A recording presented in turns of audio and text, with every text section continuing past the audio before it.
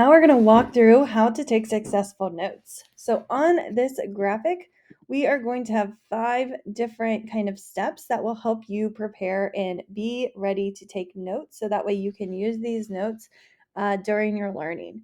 So there's 3 different kinds of models, and there's a ton of models, but these are 3 that you can use, and you can do these on the computer or you can do it on paper. And so right here, this is the Cornell Notes, and what happens is you have an essential question.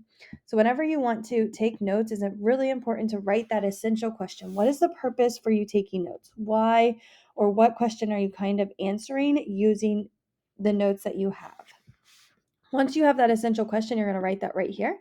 And then you're going to go over your questions, vocab, and etc. And then you're going to write your notes here. And then you can write a summary of what you've kind of learned together.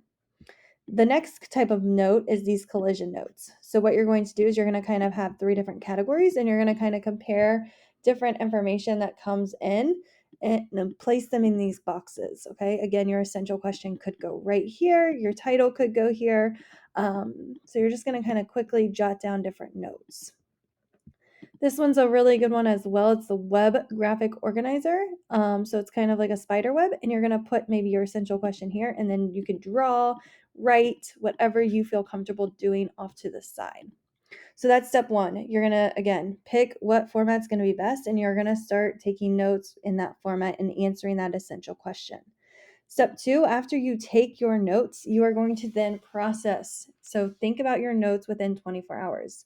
This is going to allow you to revise anything. You can also go in and highlight, underline, add definitions in, delete anything, questions. This just allows you to process the information from the note taking that you have done in step 1.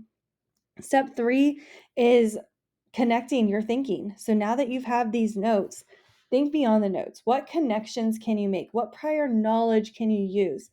Maybe you went on a trip and it talks about some type of trip. How can you use that information to help you understand and make those connections? Step 4, you're going to summarize and reflect on what you're learning. And so you're just going to kind of quickly summarize and capture the different notes that you have on your paper and reflect on them. Okay, so just kind of thinking about, okay, does this make sense? And then step 5 is applying that learning. So you're going to use the notes for some type of purpose. Okay, so maybe you're going to create a video. Maybe you're going to write a podcast. Maybe you are writing a paper. Maybe you're creating a slide presentation. Okay, so you've got all of these different activities that you can put together to help you take notes successfully.